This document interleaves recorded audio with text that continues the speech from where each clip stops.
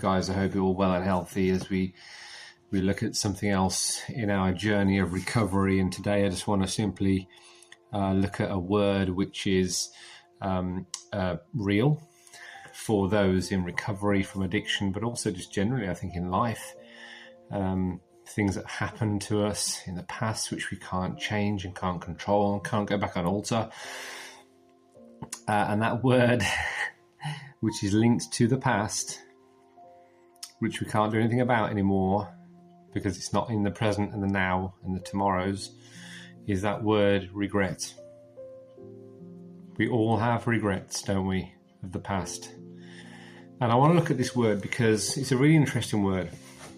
Regret has a lot of negative connotations attached to it, with past failures, past disappointments, past upset, can be linked to relationships, can be linked to our addictive behaviours, which we wish we hadn't done, which we hadn't got involved in.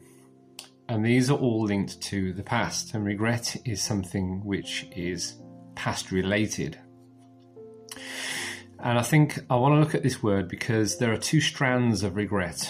There are two forms and variations of this word. And regret can do one of two things for us, depending on how we view it and how we perceive it and how we choose to let it take root in our lives. And I'll give it the two versions. One of them is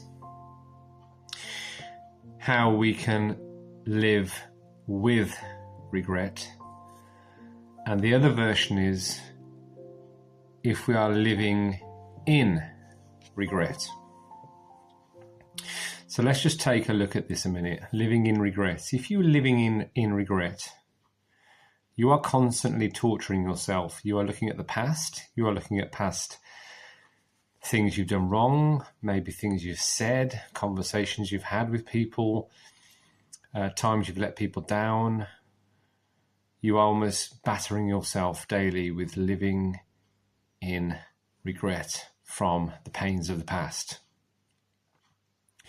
It won't serve you well. The word regret lives in the past. We need to remember that fact.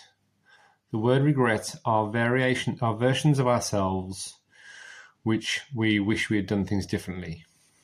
And if we choose to live in regret,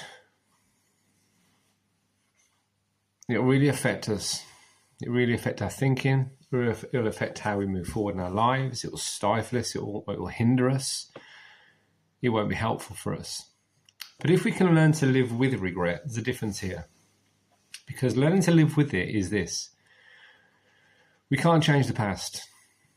And we can't bring the past into the present. It's impossible. We can only do that in a way if our thoughts allow us to. Because we are constantly reminding ourselves of what happened,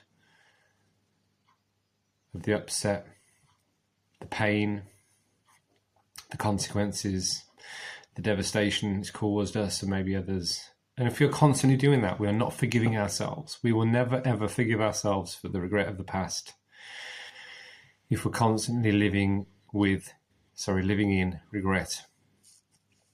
And this is where the defining difference is. So we need to shift our focus and our thinking. And if we are living in regret, we need to try and learn instead to learn with it and have the control over it. Because if you're living in regret, regret has a hold on you. It has a hold on your life. And it'll be constant. It'll be a constant kind of battle in your mind. You'll be constantly reliving moments, reconstructing moments, thinking on past events and versions. If only I did that. If only I'd said this. If only I didn't do that. If only I did this. It'll play on your mind so much. It'll really, really upset you. It'll bring you just so much grief into your life. And much rather, and I've had to really kind of lay this down, and I've had to really think to myself, if I'm constantly allowing myself to live in regret It won't serve me well. It won't help me with my future decisions in my life. It won't give me positivity moving forward.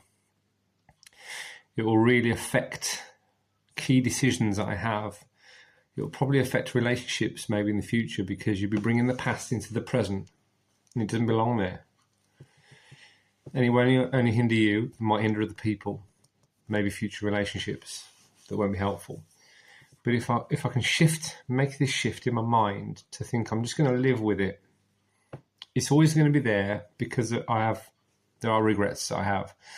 But if I can view them as I can't do anything about them, they are for what they are. View them for what they are. You can't change them. But don't always dwell on it. And I think that's the difference. If we are dwelling constantly on regret, that's where it will really hurt us. So I'm trying to really change the way I view the word regret. And I think I just need to live with this, but I don't need to let it have the final say over my life.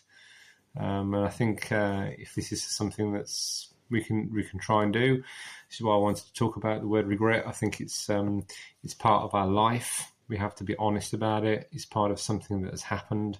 There are versions of our past we can't do anything about, but they obviously have a bearing on where we are today. Our addiction, whatever our addiction was in the past, we are regretful about. I am regretful of decisions I've made in the past that I can't change. I wish hadn't happened. I've had consequences attached to them, which has meant my marriage has failed and broken up, and that was on me. And these are consequences of an addiction that I had. So I have to take responsibility for that and be really aware of that and be honest and front up to that, which I am and I have. But I have to also understand that if I constantly choose to bring that regret and how I feel about that into my life today, it will affect my tomorrow, to the point where I won't be able to move forward with my life honestly and effectively with myself, with other people, in my work, in relationships, with my family, and the whole thing will basically kind of almost collapse. It'll be like you're, I don't know, building a house on sand. It won't have no foundational support and it won't be strong. Your life will be weaker for it.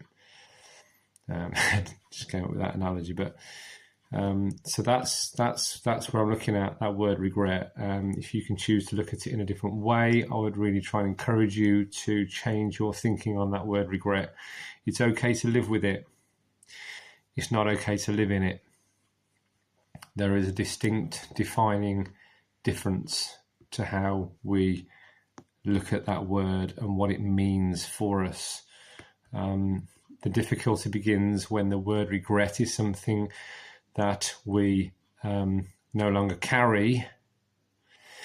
But if we start to look at it as something we are and something we become, so the danger is we attach it to our identity as men. It shifts from saying, I made choices that I'm not proud of, to this is who I am. And we've got to be really careful we don't clothe ourselves with regret to become an identity form, an identity variation for our life. Got to be really, really careful we don't fall into that danger, into that trap, because it could happen if we let it. Because once regret becomes our identity, it begins to shape how we then move through life.